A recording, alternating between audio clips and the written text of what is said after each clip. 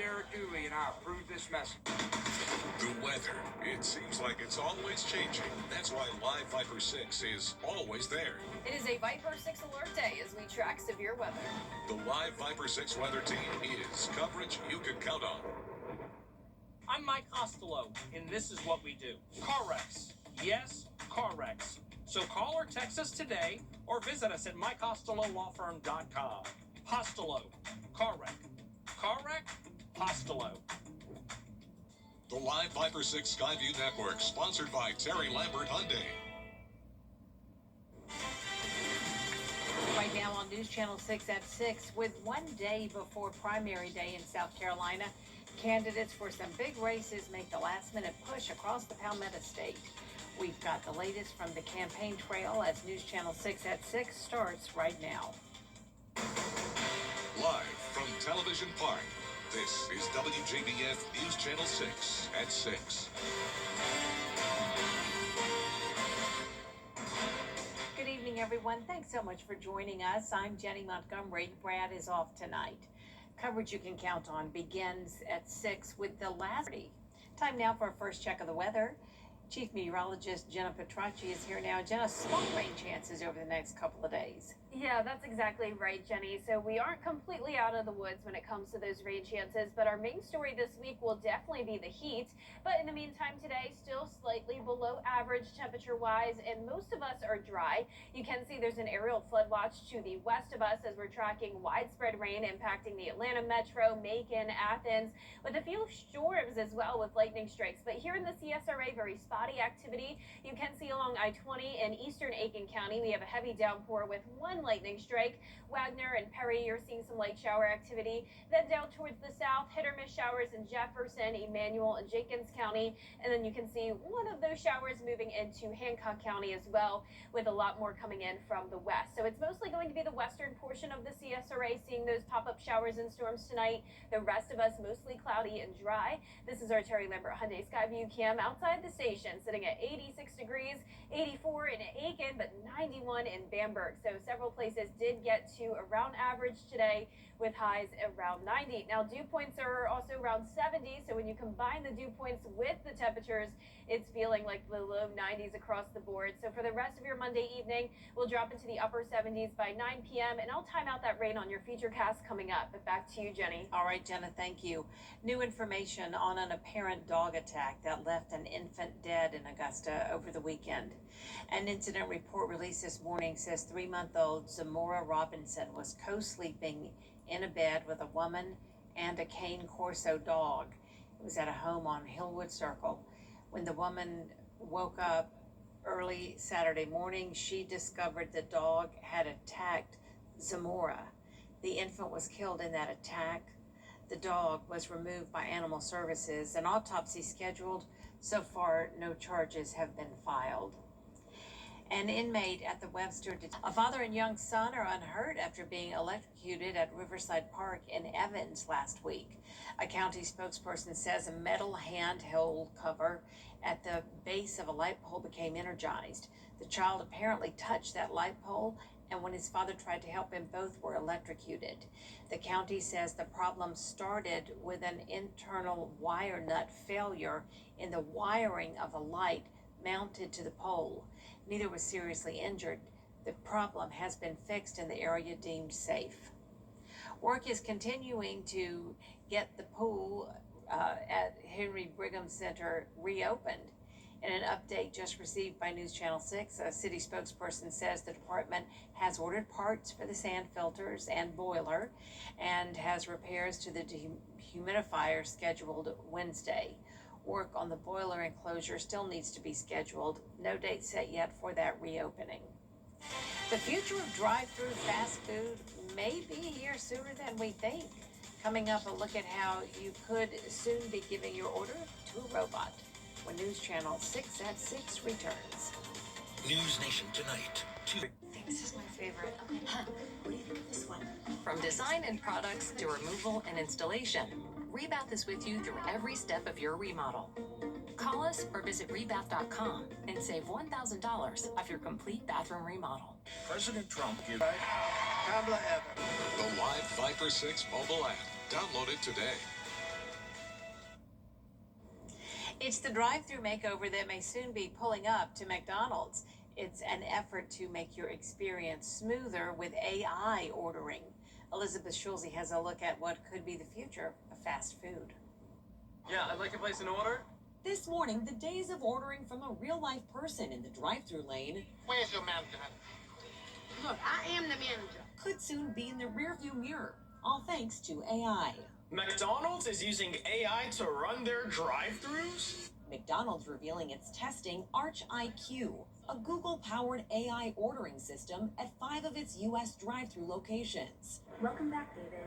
A McDonald's franchise owner sharing this video of the technology on display last week at the company's worldwide conference. Can I have the Huntrix meal? Was that with hunter sauce and demon sauce? Yes. The chatbot, nicknamed Archie, taking orders in English and Spanish.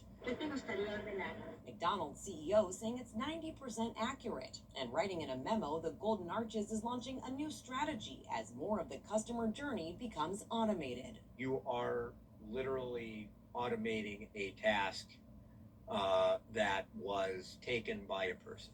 The stated goal that companies use to when they use this is to free up an employee's time to do something else. Where did the butter come from? McDonald's shelved a previous test of automated drive-thrus in 2024 after videos of incorrect orders went viral. 9 sweet teas. 9! I did not ask for this. Taco Bell and Wendy's now also launching their own automated drive-thru systems as fast food companies double down on AI. You can imagine a future where no orders at McDonald's are actually taken by a human being. Chief Meteorologist Jenna Petracci's back with us now, but we're not looking forward to any AI weather folks. I was almost going to say the same thing, Jenny. I'm glad that we're real human beings here on this desk. And I've got your full Viper 6 forecast coming up. We're going to be talking all about the heat this week and the humidity. Stay with us. You can't always choose the weather, but you can choose your weather app. Go with the most accurate and most trusted, the Live Viper 6 mobile app. Download it today. Now, your most accurate forecast with WJBF Live Viper 6. Welcome back. So we have one spotty shower that has developed around the border of McDuffie, Richmond, and Columbia County. This is just to the south of Harlem. So if you are in this area, don't be alarmed if you see some rain. I know it's been a mostly dry day for a lot of us. We also have those isolated showers around Washington County, parts of Johnson, Jefferson, Emmanuel, and then we have a lot more rain to the west of us. But most of this activity is weakening and starting to fade away, so we're not expecting a washout tonight, but our western counties will see these showers and storms make their way into the viewing area. This is just a pretty slow moving batch of rain. That's why we have that flood watch in effect for our friends to the west of us, but no threat of flooding here in the CSRA, and I'm not expecting anything severe. Here's our Terry Lambert Hyundai Skyview cam. You can actually see that storm in the distance, so it's dry in Thompson, but like I mentioned, that little shower is on the border of McDuffie, Columbia, and Richmond counties. And in Richmond County, we're sitting at 86 degrees, feeling like 91. Winds out of the southwest, very light, but that southwest wind is bringing in all the moisture. So it is a very warm and muggy day. Here's your current temperatures across the metro, powered by Tempest. You can see 91 around downtown Augusta, but 83 in Aiken, 80 in northeastern Aiken County. So several places are cooling down where we've seen some of those showers develop. Also sitting at 80 near Louisville, where there was some rain. And as we look at our forecast for tomorrow, we're no longer seeing those cooler mornings. In fact, it will be a pretty muggy start to your Tuesday, 70 at 7 a.m. Then we'll be back into the mid 80s, and we'll call it mostly cloudy tomorrow. It's once again not going to be a washout, but you'll see it here on our Futurecast that it's our western counties that have the best shot at seeing some rain. So our Futurecast model being a little bit over dramatic with the rainfall tonight. There's a look at 11 o'clock. I don't think we'll see that much widespread activity, but as we go into tomorrow morning, same deal, some isolated showers possible primarily for those northwestern counties. Most of your Tuesday looking dry. Now let's zoom out here. I'm going to be tracking a ridge of high pressure that's going to be building into the area. And within that ridge, it's possible that some complexes with showers and storms could develop, but most of our models are indicating that it's going to be a pretty dry week ahead. Now, as we go into the end of the week and looking into your weekend, we'll be watching this cold front, and that'll bring some higher rain chances this weekend. But in the meantime, get ready for that heat dome with low to mid 90s for your highs. Heat index up to 100 Thursday, 102 for our Friday and Saturday. You can see that here on the 10-day forecast. This will be the hottest it's been all year so far. So be ready for that starting on Thursday, continuing into the weekend. And then next week, we will start to cool back down again. Now, congratulations to today's umbrella winner. That is Rusty Thomason from Edgefield.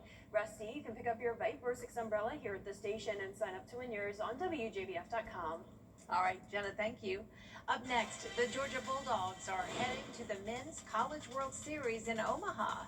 Hear what the players have to say in sports.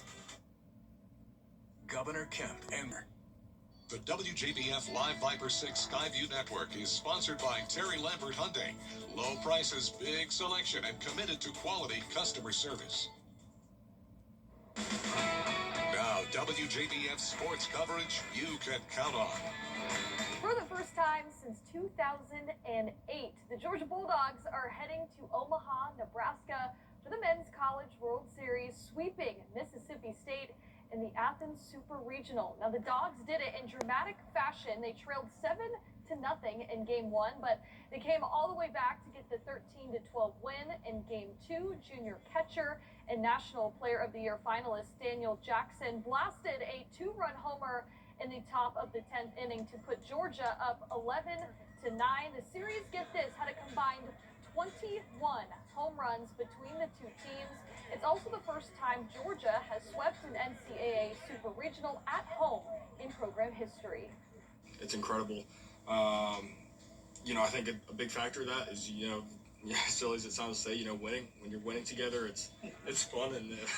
I mean, it's true. I've said it all year. I get chills thinking about it, but I truly do go home and think about Omaha, and I think about going to that place and taking Georgia back to this place and securing the legacy that Georgia needs to have in Omaha. Now get this, the right side of the bracket, all SEC teams. Georgia will face Texas on Saturday at 8 p.m.